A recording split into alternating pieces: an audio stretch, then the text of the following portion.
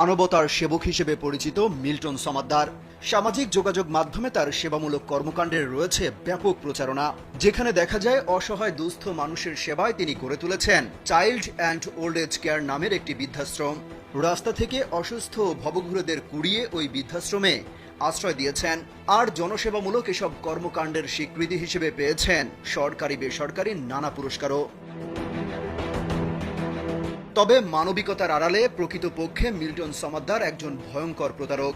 তিনি যতটুকু একটা সঠিক হিসাব দিতে হবে যে এই পর্যন্ত আমার এখানে কয়জন হিসাব বললাম যে 600 মানুষ আমি দাপন গমন করছি। মুখে বললে হবে না, আমার রেজিস্টার আছে না, আমার কাছে তো ডকুমেন্ট আছে, কিছু তো আছে কম। এখন আপনার এখানে 900 জন মানুষ মারা গেছে, আপনি 900 জনের কিছু রাখলেন, বাকিদের লাশগুলো কোথায় গেল? আমরা যে কবরটা দেই সেটা ঘুষ দিয়ে গোপনে কোনো রসিদ ছাড়াই বেশিরভাগ কবর দেই। আপনি কোনো চিকিৎসা করেন না, কোনো হসপিটালে পাঠান না, আপনার এখানে অপারেশন থিয়েটার নাই, তাহলে অপারেশনের দাগ শরীরে আসবে কিভাবে? আপনি এই পর্যন্ত যে কয়জনের মরদেহ দাফনের তথ্য দিয়েছেন এবং বিভিন্ন যে কবরস্থানগুলো থেকে তথ্য নিয়ে সেই সংখ্যার সাথে মিল খুঁজে পাওয়া যাচ্ছে না। আপনি আসলে কতজনের মরদেহ দাফন করেছেন? আমরা যে কবরটা দেই সেটা ঘুষ দিয়ে গোপনে কোনো রসিদ ছাড়াই বেশি। আসসালামু আলাইকুম, আশা করি সবাই অনেক ভালো আছেন, সুস্থ আছেন। মিল্টন সমাদ্দারের বিষয়টি বাংলাদেশের টপ অফ দ্য কান্ট্রিতে পরিণত হয়েছে। সর্বশেষ আপডেট নিউজ জানতে আমরা সরাসরি চলে যাবো ভিডিও স্ক্রিনে, সেখানে বিস্তারিত দেখে আসবো। নিউজটি খুবই গুরুত্বপূর্ণ হবে, ধৈর্য সহকারে পুরো নিউজটি দেখবেন, তাহলে বিস্তারিত বুঝতে পারবেন। তো চলুন আমরা সরাসরি ভিডিও স্ক্রিনে চলে যাই এবং সেখানে বিস্তারিত দেখে আসি। মানবতার সেবক হিসেবে পরিচিত মিল্টন সমাদ্দার।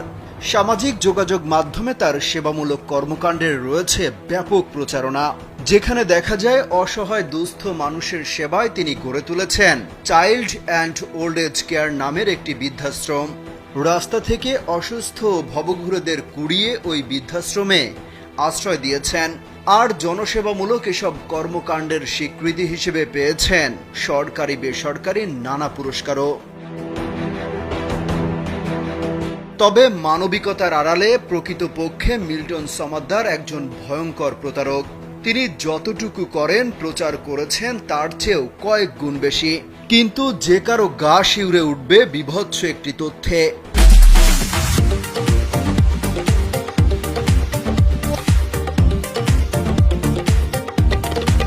অসহায় মানুষকে আশ্রয় দেওয়ার নামে তাদের কিডনি সহ বিভিন্ন অঙ্গ প্রত্যঙ্গ কেটে বিক্রি করেন তিনি। অনুসন্ধান করতে গিয়ে এমন বেশ কয়েকটি পৈশাচিক ঘটনার প্রমাণ দৈনিক কালবেলার হাতে এসেছে। অনুসন্ধানে জানা গেছে ঢাকার দক্ষিণ পাইকপাড়ায় মিল্টন সমাদ্দারের বৃদ্ধাশ্রমের কাছেই বাইতুল সালাম জামে মসজিদ। বৃদ্ধাশ্রমে মারা যাওয়া ব্যক্তিদের একসময় এই মসজিদেই বিনামূল্যে গোসল করানো হতো। তার মানবিক কাজে উদ্বুদ্ধ হয়ে মসজিদ কর্তৃপক্ষ তার এই সুবিধা দিয়েছিল। তবে গোসল করানোর সময় দায়িত্বপ্রাপ্ত ব্যক্তিরা প্রায় প্রতিটি মরদেহের বিভিন্ন স্থানে কাটা ছেঁড়ার দাগ শনাক্ত করেন। এই বিষয়ে মিল্টন সমাদ্দারকে প্রশ্ন করে মসজিদ কর্তৃপক্ষ।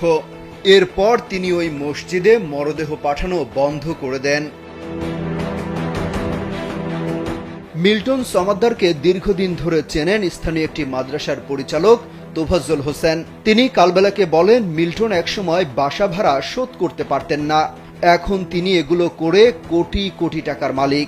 দামি গাড়িতে চড়েন, আড়ালে মানুষের অঙ্গ প্রত্যঙ্গ চুরি করেন। কিছু মরদেহ গোসল করানোর পর দেখা যায় সবগুলোর শরীরে কাটা দাগ। এ বিষয়ে মিল্টনকে প্রশ্ন করা হলে তিনি মরদেহ পাঠানো বন্ধ করে দেন।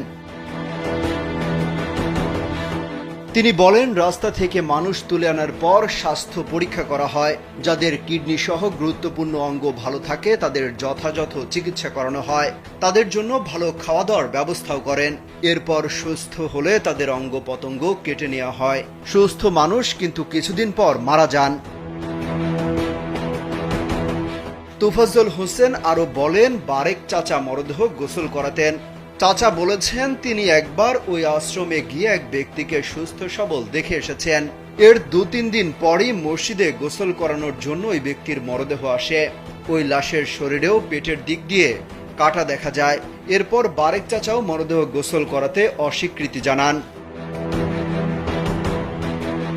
চাইল্ড অ্যান্ড ওল্ড এজ কেয়ারেই কাজ করছেন, নাম প্রকাশ না করার শর্তে এমন একজন বলেন, কোনটারও তো একটা সঠিক হিসাব দিতে হবে যে এই পর্যন্ত আমার এখানে কয়জন হিসাব বললাম যে 600 মানুষ আমি দাপন গমন করছি। মুখে বললে হবে না, আমার রেজিস্টার আছে না, আমার কাছে তো ডকুমেন্ট আছে, কিছু তো আছে কম। এখন আপনার এখানে 900 জন মানুষ মারা গেছে, আপনি 900 জনের কিছু রাখলেন, বাকিদের লাশগুলো কোথায় গেল? আমরা যে কবরটা দেই সেটা ঘুষ দিয়ে গোপনে কোনো রসিদ ছাড়াই বেশিরভাগ কবর দেই। আপনি কোনো চিকিৎসা করান না, কোনো হসপিটালে পাঠান না, আপনার এখানে অপারেশন থিয়েটার নাই, তাহলে অপারেশনের দাগ শরীরে আসবে কিভাবে? আপনি এই পর্যন্ত যে কয়জনের মরদেহ দাফনের তথ্য দিয়েছেন এবং বিভিন্ন যে কবরস্থানগুলো থেকে তথ্য নিয়ে সেই সংখ্যার সাথে মিল খুঁজে পাওয়া যাচ্ছে না, আপনি আসলে কতজনের মরদেহ দাফন করেছেন এ পর্যন্ত? বলে আমরা যে কবরটা দেই সেটা ঘুষ দিয়ে গোপনে কোনো রসিদ ছাড়াই বেশিরভাগ কবর দেই, এবং আমার কাছে যে কটা বৈধ কাগজ আছে এবং এই কবরটা দেওয়া হয়। তার মানে কি আপনি বলতে চাচ্ছেন যে আপনি যে কবরগুলো দিয়েছেন সেই কবরের সঠিক তথ্যগুলো আপনার কাছে নাই, তাহলে মরদেহগুলো কোথায় যায়? মরদলে কবরস্থানে যায়। আমার কাছে কিছু তো রসিদ আছে, 600 মানুষ আমরা নিজের হাতে দাপন কাপন করছি। কোথায় দাফন করেছেন সেই মরদেহগুলো কোথায়, সেই তথ্য কি আপনার কাছে আছে? তথ্য আছে, আমাদের 3টে সরকারি কবরস্থানগুলোতে আছে। এখন আপনি যদি কবরস্থানগুলোতে যাই আমাদের নামে তথ্য চান, চাইল্ড নলেজকার কয়টা কবর দিচ্ছে সেটা তথ্য আপনি পাবেন না। কারণ পাবেন না, তাদের আমরা ঘুষ দিয়ে গোপনে দাপন কাপন করেছি, এটা ওপেন বলতেছি আমি। আপনি দাফন করতে ঘুষ কেন দিলেন? ঘুষ দিতে হয়, মানে আমি মরা নিয়ে কতক্ষণ বসে থাকবো, আমি কোন কবরস্থানে ছুটবো? অভিযোগ তো আপনি এই সুযোগটাই নিচ্ছেন।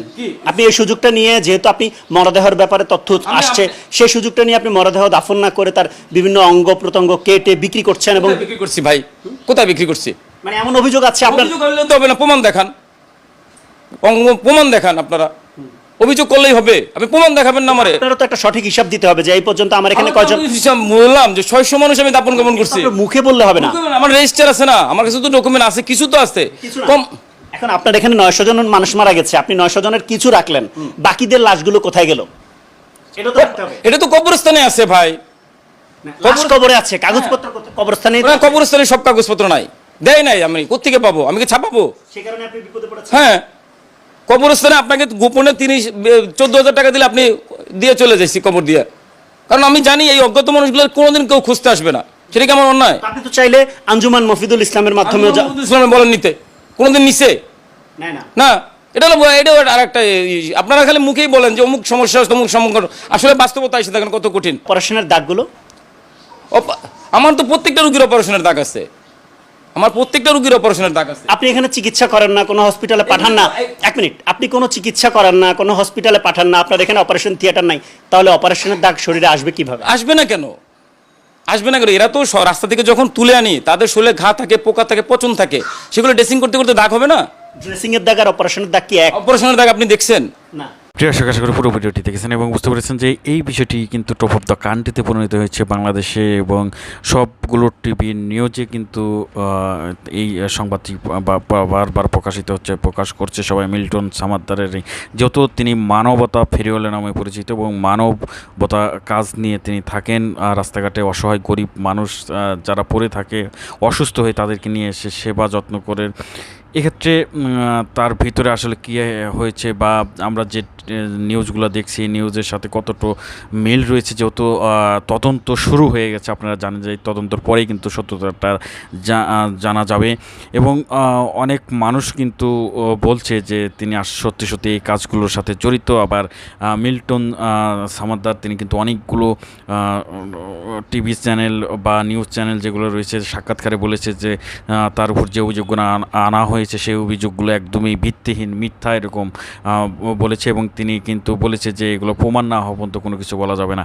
প্রিয় দর্শক, আপনারা কি বলতে চান, কি বলার আছে অবশ্যই কমেন্টে জানাতে পারেন আপনাদের সেই মূল্যবান মতামত। সবাই ভালো থাকবেন, সুস্থ থাকবেন। আজকের ভিডিওটি এখানে শেষ করছি। আসসালামু আলাইকুম।